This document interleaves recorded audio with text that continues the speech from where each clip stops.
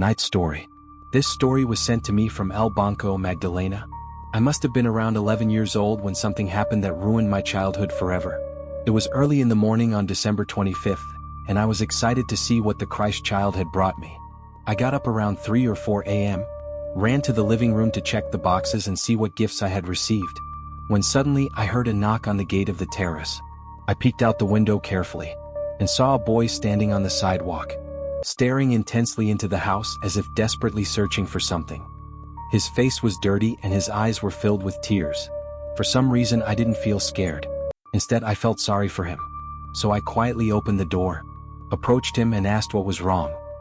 He pointed toward the terrace garden and said, "I came to look for my toys." It was an old house my dad had bought at auction, and he had plans to renovate it.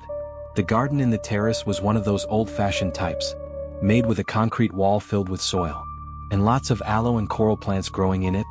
I asked him if his toys were buried there, and he nodded silently. So I quietly started digging with my hands, maybe hoping to find something amazing. At that age, you move more from curiosity than common sense. Digging and digging, I found a small green Formula One car buried under one of the plants. I pulled it out, dusted it off, and when I turned around to show it to the boy, he was gone. I never told anyone what happened. I kept the little car, and my mom thought it was a gift from one of my uncles. I really loved that toy. I would spend almost the whole day playing with it. One day, a woman came to speak with my dad about some papers related to the house. She was the former owner. I was in the living room playing with the car when it bumped into her foot. As soon as she saw it, she froze like she'd seen a ghost.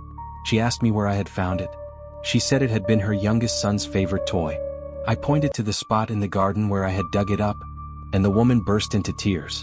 I didn't really understand what had happened, until much later after we'd already moved out of that house. That's when my dad finally told me the full story. That same day, they demolished the garden in the terrace, and under the soil they found a sack full of toys, and inside it, the body of a child who had been reported missing. When I later saw a photograph from a newspaper clipping, I realized it was the same boy who came that morning, looking for his toys.